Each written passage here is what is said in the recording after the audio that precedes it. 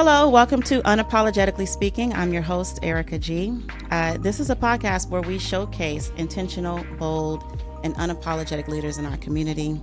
Before we get started with today's guest, please make sure you like, share, comment, or subscribe below. Help your girl out. I'm very excited for today's interview for my guest today. You may have seen him on Arsenio Hall. You may have seen him on Versus and Flow and numerous other engagements on TV. I know him and the world knows him as Prentice Powell, a very powerful spoken word artist, an Oakland native, writer, father, husband. Welcome to the show, Prentice. Thank you so much for having me. So, what I meant to lead with is Grammy nominated spoken word artist. Okay, because that's a big accolade, right? It is. Can't leave that out. Does it still trip you out to hear that? No, Okay. It doesn't. The goal was to win. Yeah. The goal was to win. I want to win. I want the trophy on my mantle. So it was a play though. So as a writer, I knew I'd get at least nominated. Okay. I think that's the confidence I have in my work and just my ability with the craft of spoken word poetry. So I wanted to win, and I knew that as a writer, having Grammy nominated on your resume, it opens a bunch of different doors. Right. So even though the goal was to win, getting nominated has done so much for my career. Right.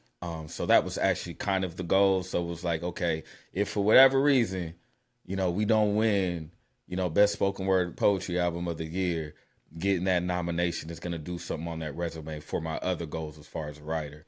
But what it did do was it took a while to set in how significant of an achievement it was. Because again, my goal was to win. Right. So when I got the nomination, I was grateful and full of gratitude, but I wanted, again, I keep saying it, I wanted to win. Right. But I didn't realize how other people perceived a Grammy nominated artist, the effect that it had publicly and socially. That was the surprise, the kicker. Well, I think it really solidifies you as a leader in this area, solidify it, maybe just kind of a toast overall to all the work that you've put in. That's what it was. Right. Just years and years and kind of like the culmination of that moment, like, man, I'm being recognized in the way that I should be recognized. Yeah.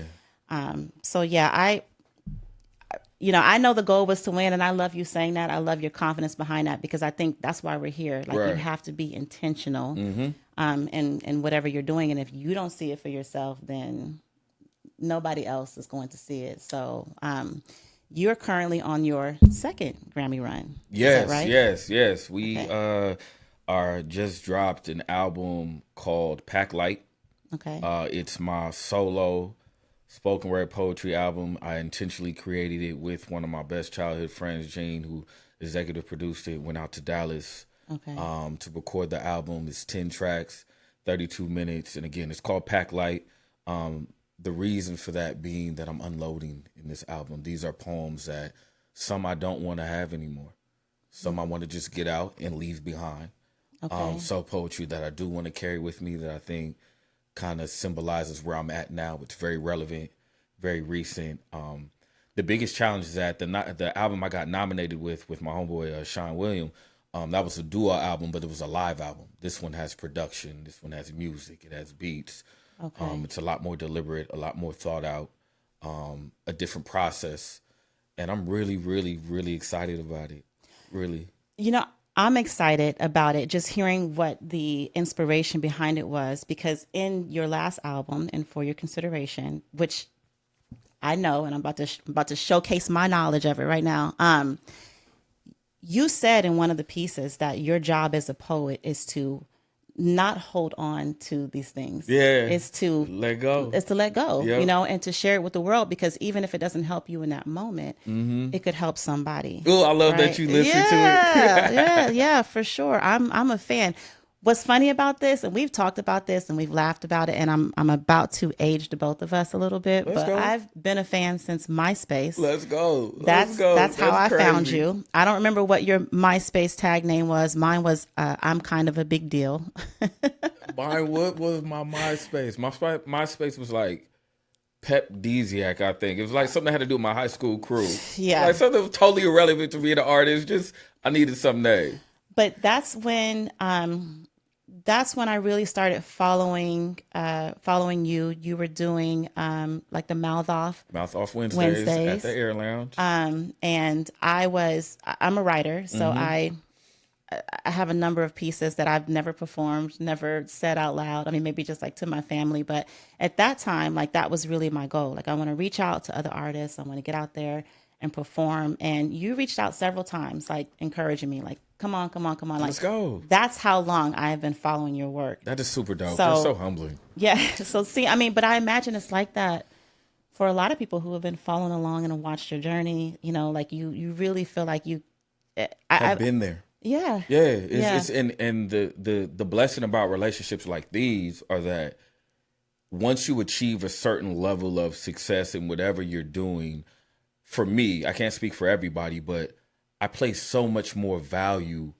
on the people who have been there before I even realized what I was doing. Right. For people who gravitated towards my energy or my work or whatever it was about me prior to me even being intentional about what I was doing. So now at this point, I feel like I have people such as yourself who were rocking with me before I had intent. Right. You know, when I was just we were trying to discover ourselves at that point in time in our lives. We didn't know who we were. We didn't know everything we wanted to do. And we definitely weren't doing everything we're doing now.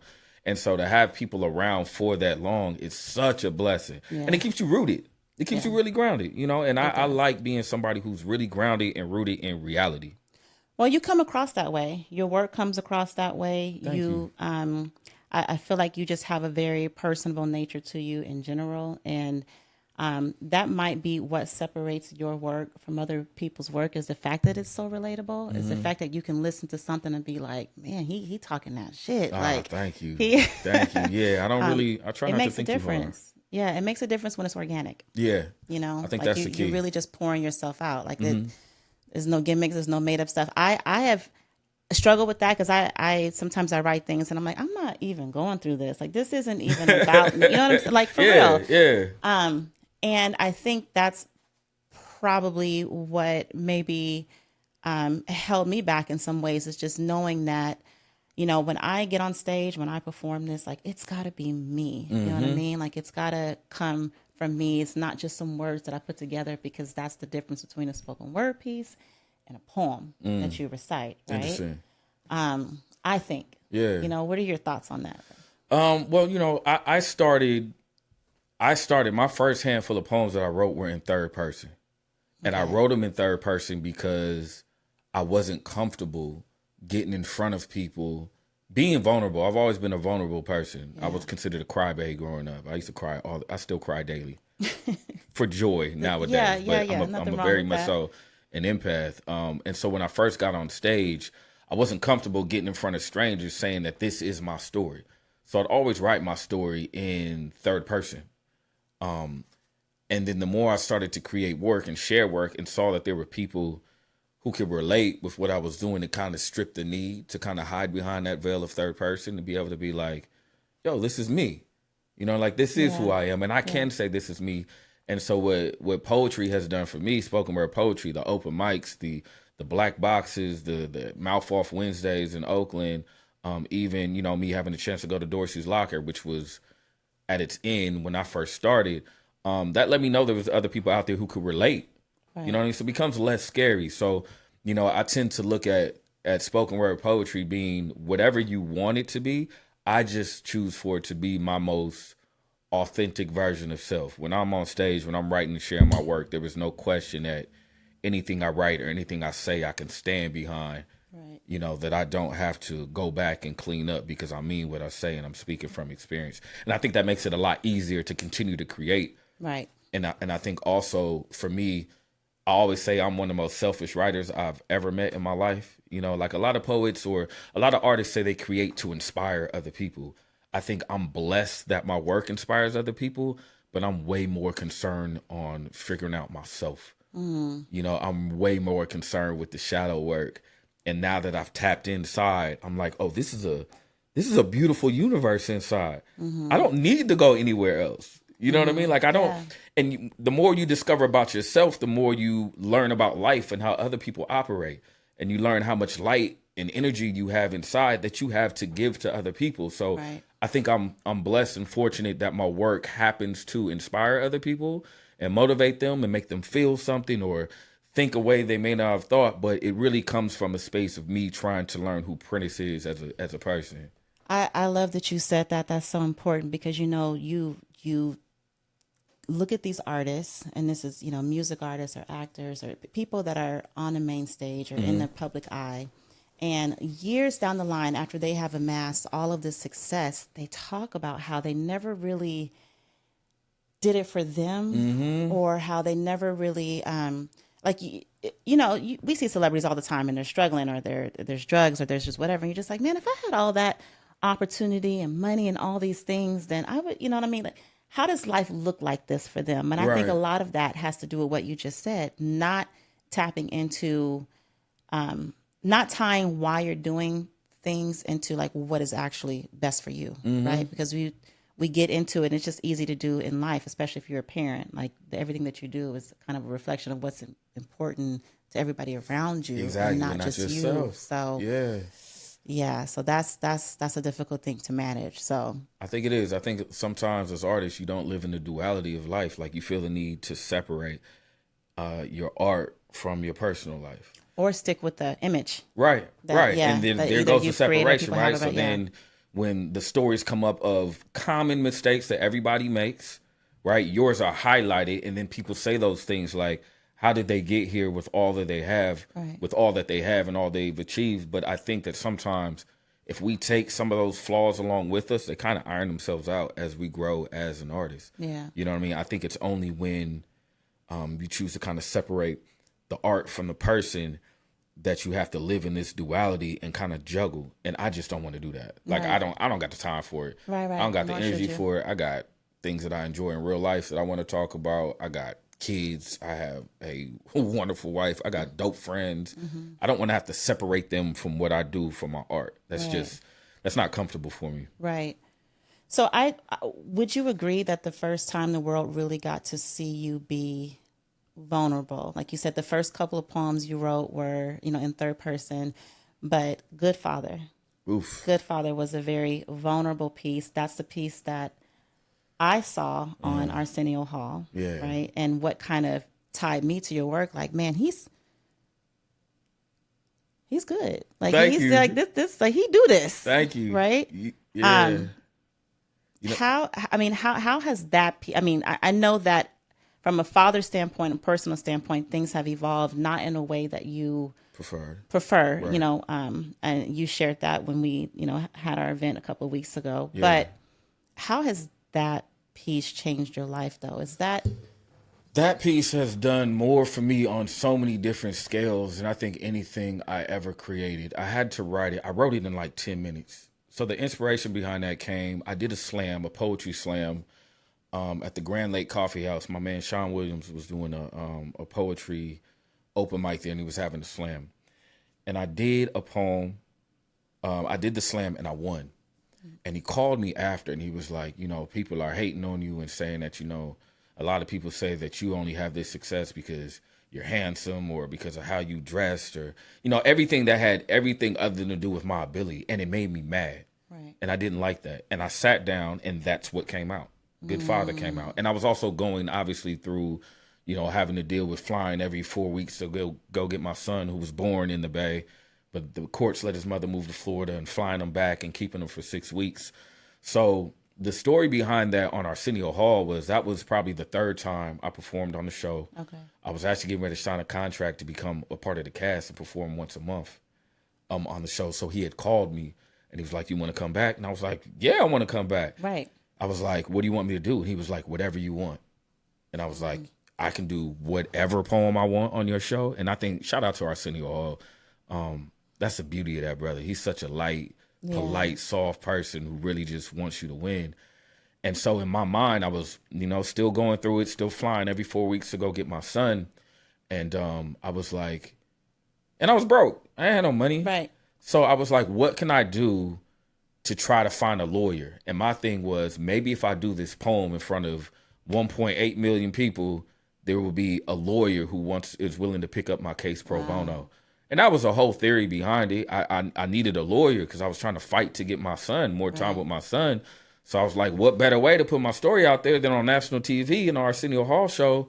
And I did it. But what that did was I've gotten emails, messages for the past 10 years from fathers who have experienced the same thing, white fathers, black fathers, Asian fathers. And I realized that it's not a color issue, it's a gender issue in the court system. That's one thing. The most profound message I got is from a gentleman who still writes me to this day. But about 3 years ago, I got a picture of him. He's in the driver's seat, and it's a little boy in the middle holding this paper, smiling. They're both smiling. And he's like, I want to let you know that the day that premiered, Good Father premiered on Arsenio Hall Show, I was going on a meth binge. I was overdosing. My son was probably like 8 months old at the time. I hadn't seen him.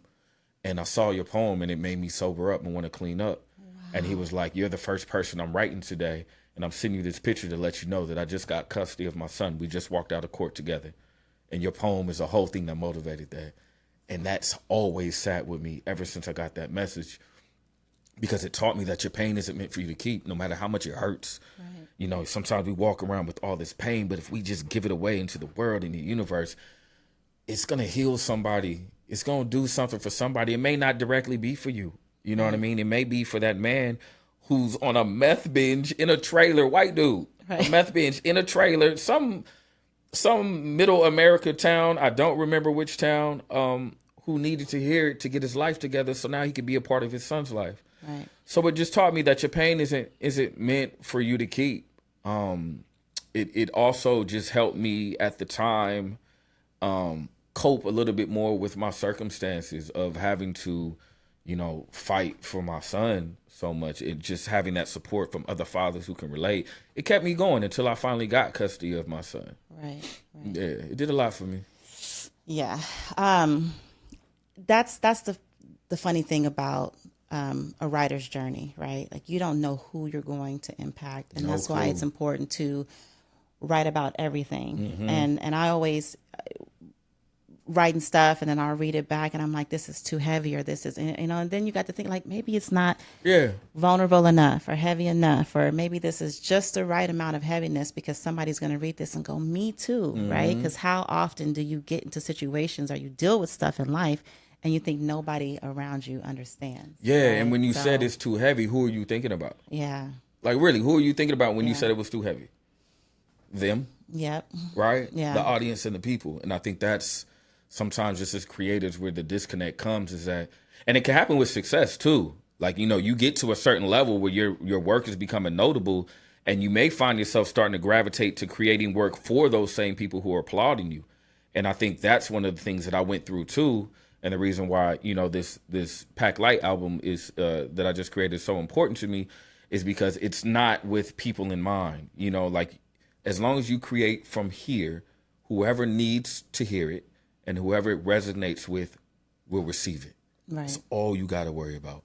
But once we start worrying about applause and views and likes and it being too heavy, okay, so if it's too heavy for that person, it's too heavy for it wasn't meant for them. Right. You know what I mean? I think we just have to find ways in life and ways to live to stay grounded so that that's not our main focus, because everything else works itself out. It does. It does. I'm going to go on a little bit of a tangent here. I used to, because you mentioned that you just came back from Dallas. When I was a little girl, I used to travel on Greyhound with my older sister between California and Dallas. Wow. My father lived in Dallas. My mom, I'm a Richmond native, Richmond, California, but we traveled back and forth. And anyway, I have been writing since I can remember, like a little girl. And I remember being on the Greyhound bus. And an older woman was sitting next to me, and she looked over and she says, "What are you writing?" And I said, "Oh, I'm writing a poem." And I might have been 10. Wow, you was writing poetry at 10. I was writing a poem about love and relationships, and this is what I meant. You know what I mean? Like, it was too heavy for a 10-year-old. And she read it, and she says, "Oh my God, you're going to be on the Grammys one day," right?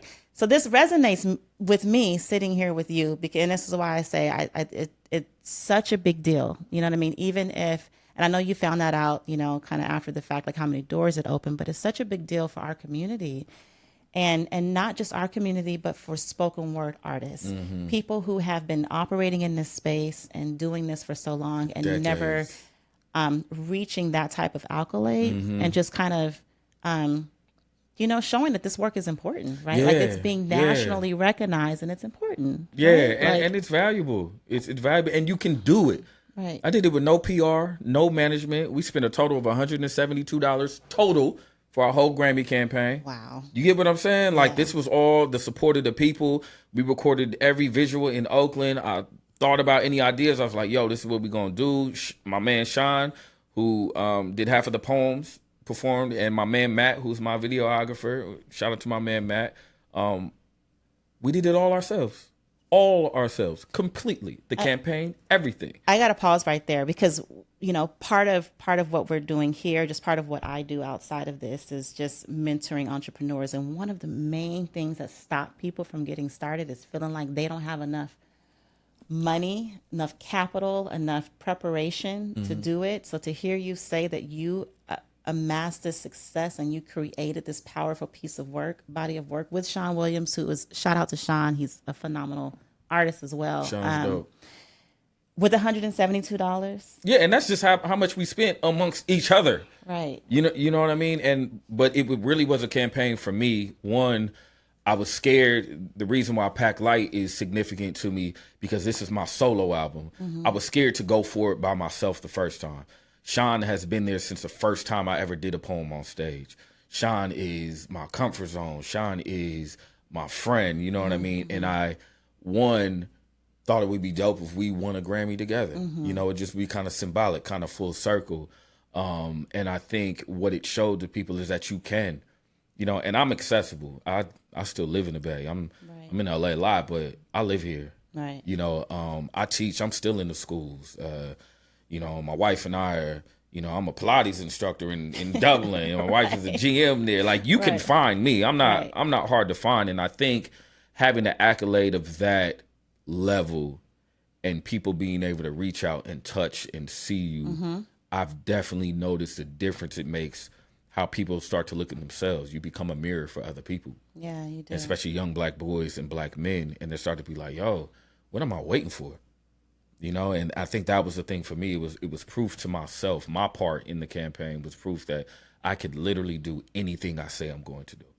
That's what getting nominated did for me. It was like, there's literally nothing I believe I can't do. If I want to start singing, that's probably going to be the hardest thing because I ain't got no vocals. You can make your debut here today if you know like. What? That's what we ain't going to do. Oh, okay. Yeah, but I was just putting it out there. I for appreciate you. The space. You know what I mean? Yeah. Sometimes you just need a space. You know, sometimes just a little push. People believe in you. Yeah, just a little push. I feel like we got some sound stuff going on in the background. If we need to enhance some things, we could. Ain't happening, but I appreciate it. I'm going to keep that in mind. So if I ever try to aspire to be a singer, I'm going to come here. But it really, it just really proved you could do anything you put your mind to. For sure. And there's nobody who can stop you other than yourself. For sure. Now, you're an Oakland native. Yes. How has growing up in Oakland inspired your work? Well, I think the blessing for me is that being a West Oakland native, but also growing up in Union City. So my mother was in Union City. Okay. I got both experiences. Yeah. Union City was a very positive, safe neighborhood to grow up in, very diverse. Right. Versus the experience of West Oakland in the 80s and 90s.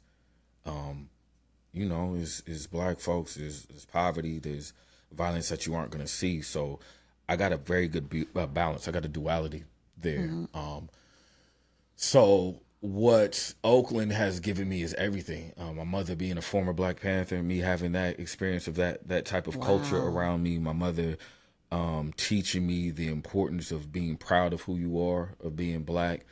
Just the culture and the strength of black people in Oakland, California. It's embedded in you. It doesn't leave you. You know, like people like to say, you know, it's not on you, it's in you. And I could say about the Bay overall, yes, but when it comes to Oakland specifically, you know somebody from Oakland when you meet them. Oh, yeah. When they talk. Very proud card toting. Listen. Yeah. Listen, we always are. We're going to put California at the end of the city. We're going to be specific, whether it's east, west, or north. Oh, yeah. I think there's just a certain hunger and independence that you get, having that experience and being exposed to that kind of life, it's just what you choose to do with it, right? And for me, for some of the early experiences that I remember having and the things I saw, and thinking about the lifestyles of my uncles, my father, who I didn't see a whole lot but saw a little bit, just lived. I knew there were certain things that I didn't want to do, I didn't want to see. And then flip side, being able to go to school in Union City, I'm like, oh, I like this. I'm given these opportunities. I have this type of support. So it gave me the ability to like grow up code switching in a way.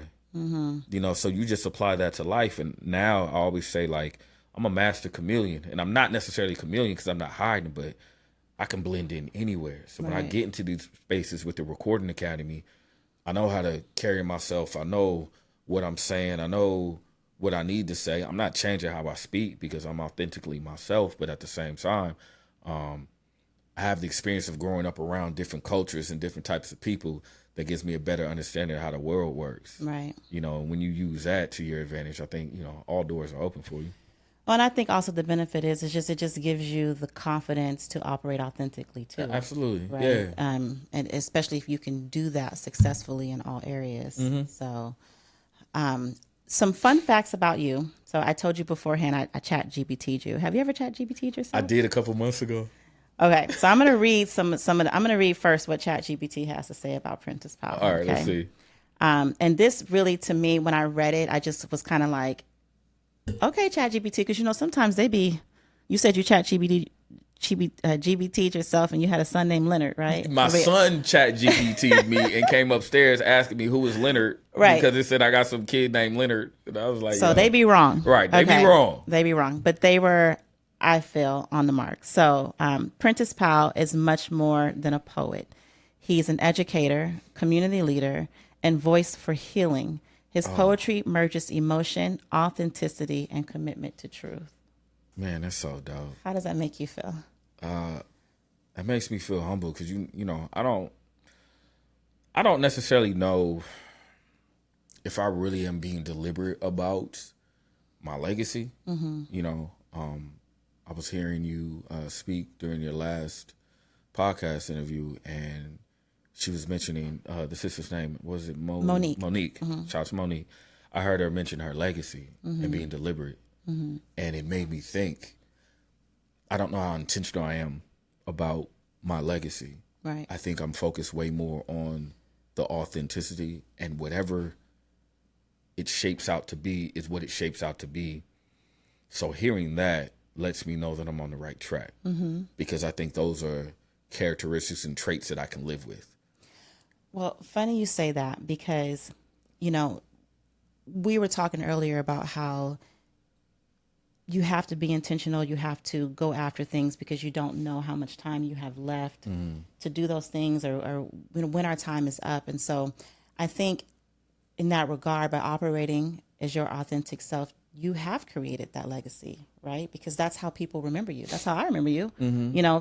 We really just met in person two weeks ago. Yeah, was it? but I know you. You know what I mean? Like, I've known you. I've followed your work. I've listened to your work. I value your work. Thank you so much.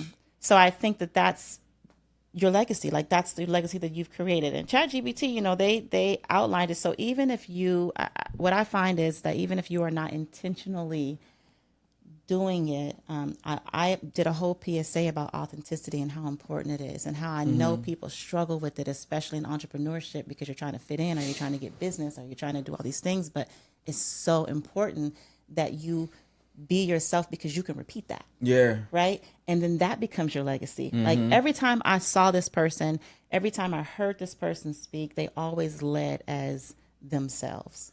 Yeah. Right. And I didn't have to figure it out.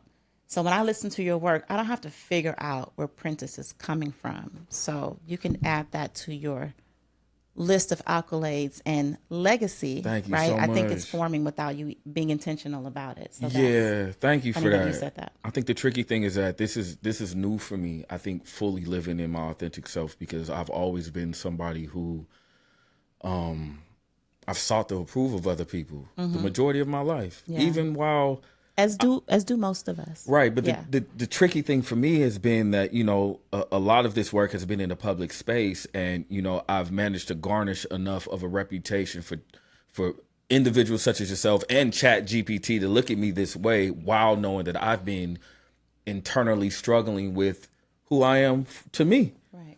Like, I know ever since I became a father, and I'm a father of 4 children with 4 women, I know that a lot of my image, right?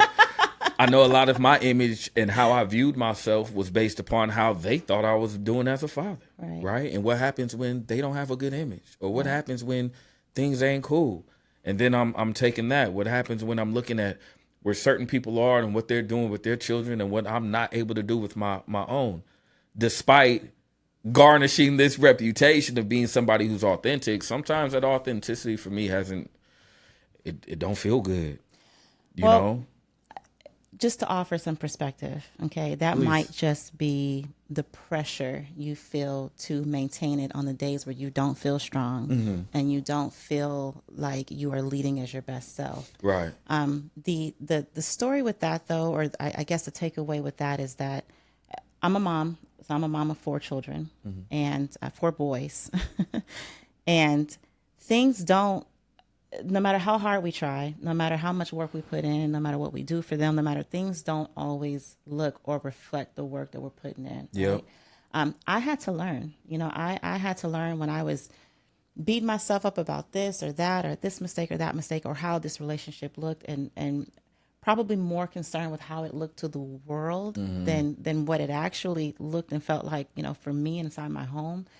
I had to really kind of remind myself, like, I'm doing the best I can. Yeah. I'm with what I was given. And Yep. and I wasn't given much. Yep. Right. So you mentioned you really weren't around your father. Like, you didn't have that father figure. So no blueprint. So to put that pressure on yourself, or to say that I don't know if I'm really doing well, or if I'm really operating as people think that I am, or giving me the accolades for doing it, is super unfair, because you are still doing 1,000% better than what you were shown. Yeah. Right. I be reminded of that, if anything. I don't know if that helps, but it helped me, and multiple people had to tell me that, like, sis, like, listen, even my husband, like, your other kids need you. So if this one over here is being whatever kind of way, or, like, I need you to snap out of it. I need you to focus on these other kids who totally adore you, who totally value you, and understand that you're doing the best that you can do. Right. Yeah. So that's what changed my life. What changed my life was during the Grammy campaign. Speaking of what you're saying about, if one kid, my son that I wrote Good Father about, I ended up having to send him back to his mom due to his behavior. Right. And a lot of things that I found out that were detrimental to my other children. And that was the life-changing, most pivotal moment of my life thus far, was putting him on the plane the next day. I had to get him out of the Bay for various reasons. Right. Not only, his behavior, the detriment in the home, but to save him from himself. And what it really taught me was that I could not define myself by fatherhood. I had to have an image outside of who I am as a father. Thank God I had the Grammy campaign at the time, because I don't know where my head would have been, because I was so focused on winning. I had something to keep me going, to process through that. But when that was over, I really had to sit with that and realize that I need to have an identity outside of who I am as a dad, outside of the people emailing me for good father, outside of the people telling me I'm a good dad. I needed to learn who Prentice was. And so, like I was saying a couple of weeks ago at the leadership conference, I give myself all the praise in the world now. So, I want to make it clear that I don't beat myself up at all anymore. I have my kids growing up in a very nice city, very nice neighborhood, living comfortably. There are things that I can do better, but there are a lot of things that I'm doing great. There's a lot of things that we are doing great as a parent. And I think that's the talk that we don't necessarily feed ourselves as much as we should. Right. We don't have to wait to see them go off to college or get a high school diploma to tell ourselves we're doing good. It can be when there's only a couple noodles, some frozen stuff in the freezer, and we ain't got no juice. You're going to have to drink water. You can still tell yourself you're doing good. But did you eat? Did you? Did you? Yeah. And if you didn't, it wasn't because there was nothing there. It was because Right. you had to eat it for the 3rd time in a row. But hey, these are life experiences and life lessons. And I think it's those moments when I started telling myself in those spaces, in those moments, Prentice, you're doing great, bro. Like, you're doing wonderful. Yeah. And you're going to do better, that everything changed. Right. Everything. You know what I mean? So I don't beat myself up at all anymore. And I think it was just a stage I had to go through in order to realize, like, yo, you're all right. You're all right. And they're, just as lucky as you are to have them, they're lucky to have you, because what you had, wasn't necessarily the best. And, now you can pour into them in a way you weren't poured into. That's important. That's important. You just mentioned finding an identity outside of being a father, outside of the work that you do, and outside of probably even being a husband. Absolutely, right? Yeah. So who is Prentice Powell outside of all of those things? Because many of us use those things, like you just said, to define us. People ask me like, I'm a mom. Like, I'm a mom first, and I'm this, and I'm an entrepreneur, and I'm, but like, who is Prentice Powell outside of those things? Prentice Powell was somebody who is absolutely fascinated with how the universe works, with how we are constructed as people. I am fascinated with the concept that everything is energy, that everything operates off of frequency. All of that stuff fascinates me. And I am completely engulfed in my evenings in listening and studying about quantum physics and energy and light and aliens and UFOs. I love all of that. Okay. The things that... some fun facts y'all didn't know. Yeah, this is really who I am. All the alien content. I am somebody who is in love with words. There's not a single hour that goes by that I'm not writing something in my head or reciting a poem just for myself, just because I love it. I am somebody who loves very, very hard and doesn't make an excuse about it anymore.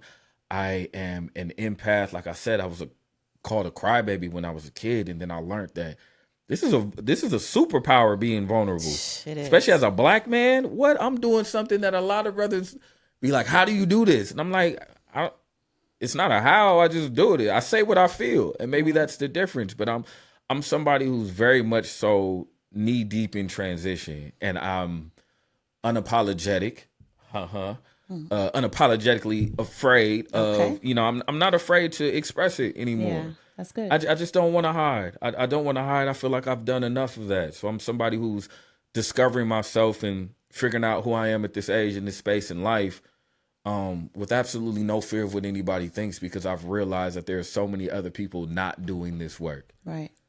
So many of us are not taking the time to look inside of ourselves and see who we are. And I think for me, the journey of doing this has been just beautiful.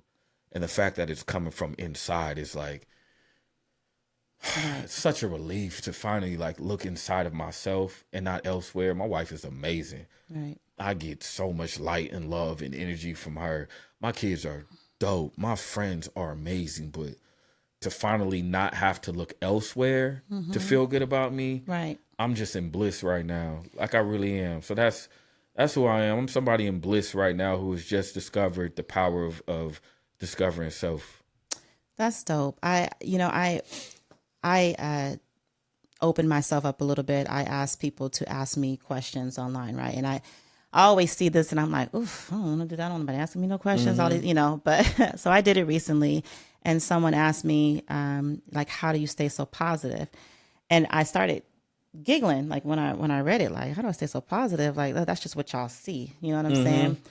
But when I answered it from the truest of space that I could. And it was, I've already survived 100% of the days that I thought were going to absolutely kill me and take me out, like they didn't. And I think when you understand that, and you have tapped into that, and you have this inner joy that kind of lives with you, no matter what is going on outside of you, right? And the challenge with that is that people don't understand it.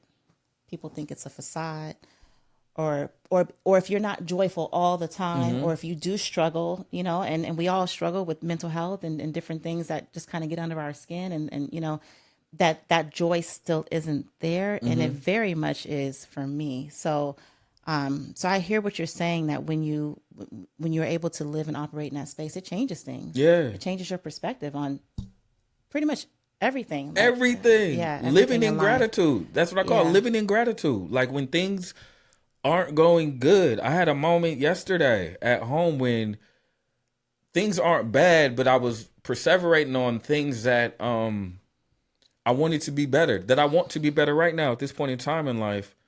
And then I've trained my brain to live in gratitude. So I'll just say something out loud I'm thankful for. Yeah, I'm sitting on the couch right now stressing about something, but then I looked outside and I was like, damn, that's a great view. Mm-hmm.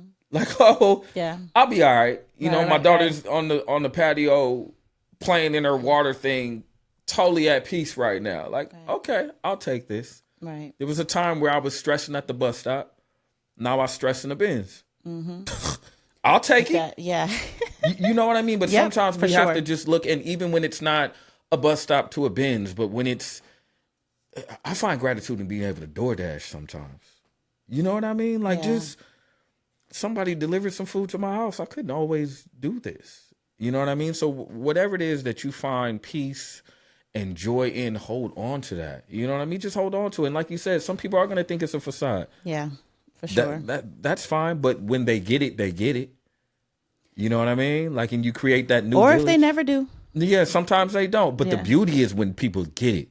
The beauty is when, like, I'm learning that when people are like, yo, P, I thought you was just kind of just talking crazy. Like, when you started talking about that frequency, energy. Aliens. Yeah, they're going to put in the aliens, man. It's hard for people to handle my alien talk. But when you started talking about it, I was like, I ain't really get it. And then I had a moment where I started to just open myself up to it, and I get what you mean. I understand what you're saying. Yeah. And then you start to create new villages, you know, like a new subsect of your community. Listen, it's so important. Find your people. Listen, and they don't always got to look like you think they look. Yeah, yeah. You stop operating in spaces where you feel like you have to operate as someone other than yourself. Man. And that's in any space, right? Please. In a relationship, in friendships, at work, or, find your people, find your village, because it's out there. Yeah. And they're going to gravitate. People are weird just like you are. People are, you know what I mean? All of your quirkiness and all of the things that make you, there is somebody out there like, man, I wish I knew somebody like that. Yeah. Right? So very important. I know important. I've learned a lot over the last year being a certified Pilates instructor. I did not see this part coming. Right. Plot twist. In my, like super plot twist. Shout out to my wife for getting me into it. But that community now, those are people, majority of them don't look nothing like me. Right. And the majority of them I would not expect to even say anything to. But I have they're still drawn to you all the same though. Right. And now I have a whole community of people into something that I'm into in a city that I live in. So we're actually part of the community, having the Pilates studio there that we're a part of. And now it's opened my mind to like, yo, maybe I've been gravitating only towards this look or this demographic a little too much. And I've kind of restricted myself from all this space and all these places over here who can also be of benefit. Like we could feed people so much more if we just allow ourselves to stay open, right? Just remain an open plate for people to take things off of, because I feel like when you give energy, you receive it. For sure. Just stay giving. For sure. That's dope, because it's hard for people to do. It is. Like it's a simple concept, but it's hard for people to do. Yeah, it takes practice. But again, that's why it's so important to find your people, because it's easier to do around your people. Mm-hmm. Right? And that's kind of how you know, right? How comfortable you feel sharing and being vulnerable in certain spaces will usually dictate to you like, maybe these aren't my people. Mm-hmm. Yeah. Okay. So back to your artistry, back to spoken word. If you were an audience member and someone was performing your life as a spoken word poem, is there any part about that poem that you would kind of wince at, or maybe like, ooh, like when they get to that part of life? I mean, if this was like a totally transparent piece, this is Prentice Powell's life in a poem. Is there any part about your life that you would not want the world to know about? Yeah. Yeah, there's definitely a part that I would not want the world to know about, that the world will never know about. Okay. Absolutely. So vulnerable, but not too vulnerable. Vulnerable but smart. Yeah. Yeah. Everybody can't Vulnerable know but everything. smart. Yeah. Like, not only do I think like everybody's not ready, but all parts of your life are not meant to be shared. There's some aspects of my life that I have absolutely no desire for anybody to know about, and that's okay. Yeah, it is. You That's know what fair. I mean? That's fine. So that person performing my life wouldn't even have access. Wouldn't even know. Wouldn't have So no we just clue. mull over that. No, Perfect. because that's going with me to my grave. You know what I Right, mean? right. And it doesn't mean that I ain't killed nobody. I ain't Right. violent. You know what I mean? I feel I need to put that out there, but it's just certain parts that no. I feel like I'm vulnerable enough. Right. Beyond vulnerable enough to the point where sometimes I've had to learn how to find that balance and reel it in. I was going to ask you that. Yeah. Everything's how do not you find meant for that the balance? stage. Yeah. I've learned that. I have work that people will never hear. So I find the balance in creating art that people will never hear. The last year and a half has been the most free part of my whole experience as a writer because I've just been writing with no intent on sharing, just writing and creating. But that kind of ties into, what you were talking about earlier, and the process that you go through as an artist is that, your job is really to offload these things. It doesn't necessarily mean share it, but to offload it. Yep. Right. And you said this album that you just finished, was about you offloading some things that you'll never pick up again. In life, right? Yeah, that was a cool thing. The whole concept of Pack Light is I'm on a journey, but there are certain boxes that I'm going to leave behind on this journey. I may take certain parts. There's the heaviest poem on there is called Mother Seed. It's a poem about my relationship with my mother, right? And unfortunately, me and my mother don't speak anymore. But there were certain boundaries that I had to set for myself that I needed her to respect. And if she chose not to respect them, then I had to release her with love, which unfortunately is what happened, but no love lost. There's a poem about that relationship. There are things that I say, like at the end, I'm crying. I really cried in the recording, and I kept it. But I was saying to her, and it's not even part of the poem, that, I promise to keep everything good in our box and take it along with me everywhere I go. Like sometimes you have to leave art and certain things you created behind in order to make room for other things that are more beneficial to your spirit. So I may have a couple of poems that I make tragedy sound beautiful, but if I continue to hold on to those things, that wound that it created is going to stay open. And sometimes the applause that we receive as a result of being able to create beautiful art out of tragedy, we hold on to that trauma when we really need to let it go in order to heal. You know what I mean? Right. To make room for the happy poems. I don't know how to write happy poetry deliberately. That's one of my flaws. I don't write funny work. I don't write work that's full of joy from the start to finish, but I want to learn how to do that. I got to let go of some of this trauma that I got. In order to do it. So I think authentically. And I think that's where the balance comes in, is understanding that this is not about art. It's about me as a person. Like, I don't want to hold on to it. So let me go ahead and create this album, get rid of certain poems that you're not going to hear me perform anymore, certain new work that I may never perform again, some that I will, and let me just unload and unpack. And in the process, I'm making space for the good things to come, so I'm packing light, right. I'm not traveling with a whole lot. I'm not traveling with as much as I used to. So that's the symbolism behind the album. And that's also my creative way of creating that balance for myself. I'm giving work out to the world, the universe, and people and fans of my work while making room for myself to do whatever's next for me in my journey. It's interesting that you made an album like that. I mean, you openly spoke about in our at the Entrepreneur Experience. So shout out to Terry Griffin. Shout out to Terry, man, doing great work, brother. In the Bay Area, that was an incredible 2-day event that we had here. But you were on the Fatherpreneur panel, and you talked about not fully feeling like yourself. You just lost someone close to you. You lost him alongside of the world. Yeah. So that's Malcolm. Yeah. Right? Rest in peace, my brother Malcolm Jamal Warner. And then you go on dealing with that grief openly, and many of us deal with grief. We lose someone, but we aren't reminded by social media, by the TV, by the news, like how has that been for you? Because I'm sure every time you open your phone, there's something, and then his body of work and just, all of that. Do you mind talking about kind of like that relationship? Not at all. I had a really good friendship. Malcolm was my dog. Yeah. Like Malcolm was my dog. He was a fan of my work from way back since like 2009, 2008. When I first got in contact, and like anybody else, I was like, I'm speaking to Theo. You know what I mean? And I'm an authentic person, so I gave him that energy. And the one thing Malcolm really taught me as a friend was that don't allow people to put you in this box. Right? Like I learned really quick knowing him that there were so many other aspects and dynamics to him that had nothing to do with this world-class character that he played. But I also learned through knowing Malcolm,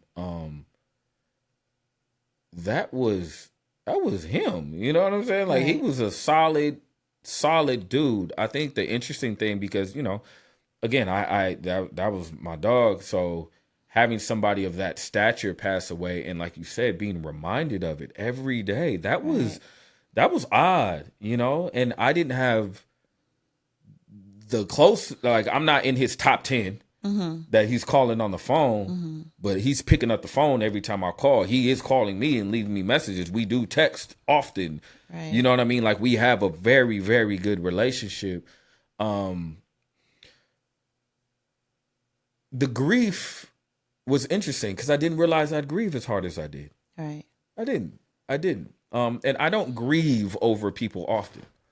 I haven't lost a lot of people close to me because I'm not really close with family.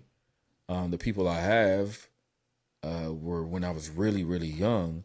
So I don't experience grief from a loss very often. So for me, having somebody who's just world famous lose their life in a way that it happened to, I think it was just a reminder to, again, live in gratitude. Right.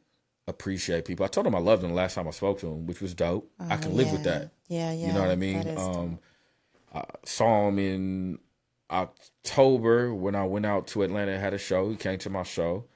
So I saw him. We didn't take a picture because I wasn't into the picture thing. I'm not into that. Like, if you're famous and you're my friend, I don't need photo ops. Let me just enjoy my time with you. I don't need a photo op. We're friends in real life. Yeah. You know what I mean? So I'm not talking about who I'm with and all this. So of course, yeah. I can sit and live with my interactions with him. And I think it was a reminder for me that I am living correctly with the people I care about. I do reach out. I let them know if I'm in town. They reach out to me. If I see them, I treat them however our relationship really is. You know what I mean? I don't treat them anything other than a genuine friend. But it was an interesting grieving period for me.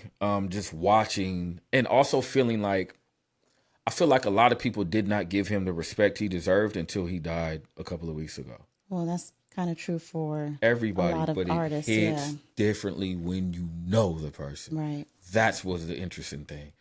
And Malcolm has always been a dope musician. He's always been a dope poet. He's always been a dope creator. And sometimes you see jokes, how people, make fun of somebody who did something a long time ago and, they doing this now? No, they've been doing this. Right. And then, they pass away, and now, rightfully so, everybody's glorifying his body of work. Rightfully so. But it was a very stark reminder to me to make sure that I give flowers to people now. Now. Right now. I think your work is dope. I write people all the time on the internet. I'll see one clip and be like, you're amazing. Your work is is phenomenal. So it really was just a reminder to make sure that I'm appreciating the people outwardly and out loud, that I respect and I admire for what they do. I'm glad you said that because you posted something the other day. It might have even been yesterday, and I screenshotted it. Okay, I'm going to read it. I've been on TV more times than I can count. That was yesterday. I have what many people consider lifetime achievement awards. I've gotten paid crazy money to do what I love. None of that shit beats the everyday activities that consist of the people I love. Learn to love in everyday gratitude. It'll change your whole life. Yes. So you're not just speaking it because we're here today. Like you are You are living it. Yes. And that's dope. I love that. Thank you. Yeah. Thank you. It's a great feeling. It's the best feeling I've ever had in my whole entire life because it's genuine and sincere. And I thought, I don't know if I thought the success would feed me because I don't think I've ever done this for success. This whole poetry, whatever it is that I'm doing, that's created success. But when I can look at my girls learning some new dance in the kitchen, and then I can look 6 feet away at a Grammy nomination medallion, and then I can scan a little bit more and see my son playing video games. It's like, this is great. This is everything, and I don't need anybody's applause. I don't need anybody's validation. All I have to do is be blessed enough to wake up that morning. Right. And I'm grateful. And that was uncomfortable for me to type. It was uncomfortable because I don't like, sometimes with success and you achieve so much, you realize, like for me, I realize how little it really means to me. So I try not to talk about it outwardly because there's so many other things that hold more importance to me that I could talk about. Mm-hmm. So typing that was like, even saying that I've made crazy money doing what I love, I don't talk about money like that. You know what I mean? But sometimes you have to, in order to acknowledge and honor where you're really at and the reality of your life. Right. And I'm getting to the point now with all the accolades, all the success, I'm allowing that to be a part of my reality. Sometimes we cover up, right? You know, like humbleness, sometimes too much humbleness. It's a problem. Creates space for people to not acknowledge the work that you've put in, not acknowledge your journey, and to not respect it. So I consider myself a pretty humble person as well, but when I am operating in spaces where I bring something to this, right? Like I bring something to the table, so you're not going to discredit me. And I think as a woman for sure, as a Black woman, and I was just talking about this to Monique, like we so easily come across as aggressive or just like confrontational by doing that. But I had to learn a balance in that, right? So, did you? Do you feel like you came across aggressive? Because I feel like, I kind of feel like sometimes y'all, as in Black women, are labeled with that stereotype when it doesn't apply. I think, you know what I mean? Like, do you feel like 1,000%. I love the saying, am I intimidating or are you just intimidated? Boom. Right? So I have definitely adopted that and learned to kind of operate in those spaces in a male-dominated, industry that I operate in most of the time. But again, just going back to humbleness, I had to learn that, being too humble sometimes will allow people to kind of walk over you, and walk over your art and what you bring to the table. And so I love that you're humble. I love that you have a massive success, but you still pay homage to the simple and important things in your life. But Prentice Powell, you're the shit. Thank you. Right. Yeah. And you've been very intentional with it. Thank so you. I am. And that's new me saying I am. I'm not saying it. I'm saying it to receive it and to validate it. And not only for you to speak it, but for me to validate that out of my own mouth. Good. Because that's new. And I think that's the journey I'm on now. I want to create such dope shit to where there's no way I cannot believe that I'm not the shit, that I'm not dope. You know what I mean? Like, I want to do things now at a level that is so profound and major and big for me that there is no question that I am as dope as I've always said I am and that other people say I am. Well, you guys have heard it here. In line with that, Prentice Powell is the shit.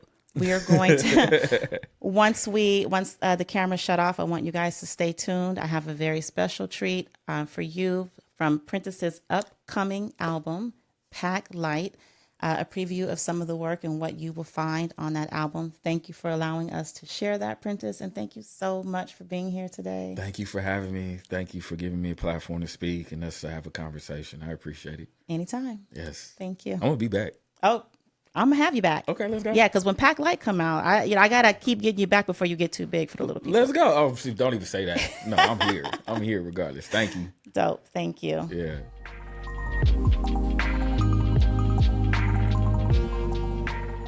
I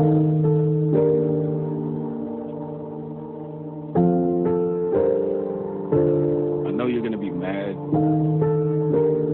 and I promise I'm not doing this to hurt your feelings. I know you may not understand it, but I'm only doing it from a space of healing.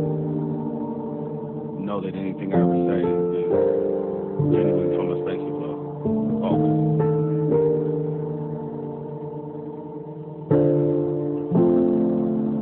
It's an interesting thing being your mother's seed while watching her grow.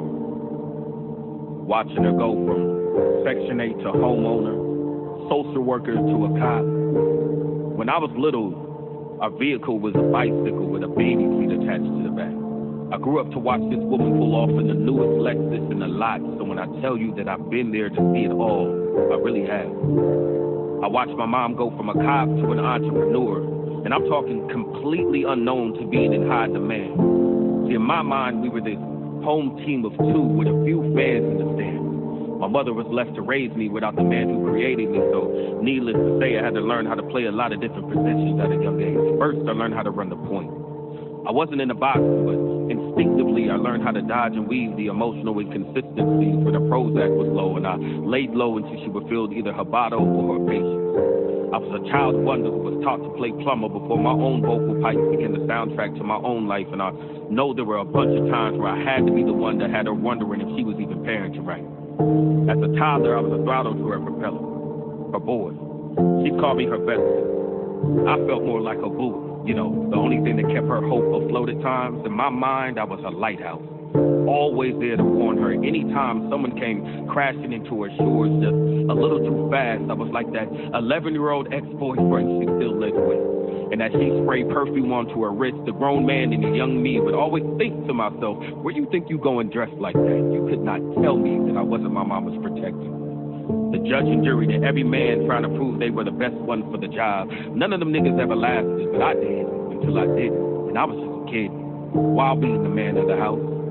Sitting on pillowcases at 12 years old to go buy packs of hair, 1A, 2B, make sure they're 100% connect line, and boy, don't you forget to bring me back my change without that receipt. I grew up to be like that bird that left the nest but never flew too far away. See, back then, home was the closest thing I knew to healing. And I just assumed that tethered feathers always tended to mend quicker around the women who created them. But there's something far short of amazing that happens in the process of pruning when you discover that some of your feathers may have been plucked in disguise in the name of grooming. Because the moment I left that nest, it became less of a place to feed my frequency. The moment I began to discover new things and new female wings, the moment these wings began to do exactly what they were taught to do, the moment I began to learn how to fly, it just seemed like an attitude became synonymous with my altitude. And it was less time spent praising my ability to soar and more time spent criticizing my form, and I started to feel bad asking the nest for help. But the more I attempted to become independent, the more I was told I was becoming selfish, and I just thought I was learning how to fly, all while being that friend, that best friend, that son, a lot of times what felt like a husband, cutting board, and more support. And I was never meant to be all those things, but somehow, Mom, I ended up feeling like all those things. You know, the purpose of cutting the umbilical cord is to teach a child how to eat on their own. Parenting is the ability to applaud your child for their first catch without feeling the need to criticize them for the size of the fish. It's having the ability to give them a standing ovation and finding comfort in your seat when you are no longer the main focus in their thank you speech. It's learning how to feel the love within the remnants of warmth as they learn how to bask in their own limelight. And in hindsight, I guess it's not so much of a surprise that with each passing day, my extended stay away from that nest felt a bit like retirement. I wasn't born to remain a co-pilot, because if I was, I wouldn't have been given these wings. But the truth is, Mom, I couldn't have learned how to fly without you. But Mom, I learned how to fly without you. And now somehow my ascension has me flying without you. And I know this sounds crazy, but some days I'm sorry that I found me. I'm sorry that I found these newfound boundaries, that I can only surround me with things and people that feed me with the right type of energy. It's an interesting thing to be in mourning of someone you know woke up this morning. Find yourself processing from a relationship in its twilight. But I know that we'll always have these stars. I know we'll always have these highlights. I promise to keep everything good inside of our box. I promise to take it with me every single where I go. I love you. I gotta keep going. I'm sorry.